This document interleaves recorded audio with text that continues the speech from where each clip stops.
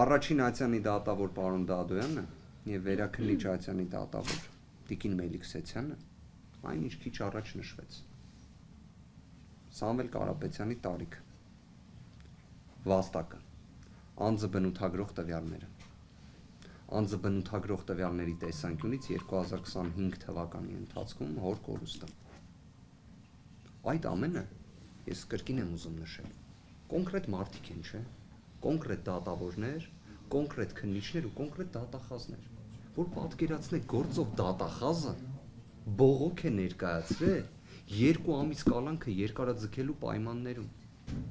որովհետև չի բավարարվել նրանով, որ միայն խոչընդոտելու ռիսկն է արձանագրվել։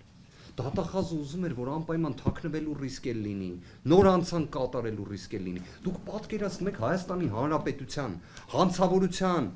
մակարդակի պայմաններում 53 քննիչ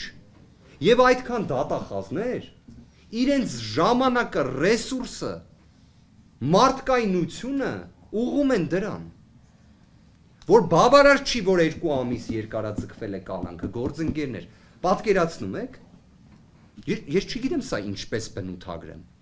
Իրենք ժամանակ ունեին դրա դեմ էլ վերաքննիչ բողոք ներկայացնեն։ Ոչ թե օրինակ դատախազը ինքը իր ձեռքով վերացնի կալանքը։ Ոչ։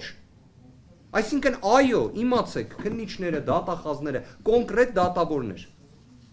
ցանկացել են եւ ցանկանում են, որ Սամվել Կարապետյան այո իր 60-ամյակը պետք է դիմավորեր քրեակատարողական հիմնարկում։ Եվ մեկը թող ինձ օրինակ իրավապահներից ասի, որ այդ ամենը կապ չունի 2025 թվականի հունիսի 17-ի Նիկոլ Փաշինյանի կողմից կատարած հայտարարության հետ։ Թող լինի էլի այդ մարդը, որը սթափ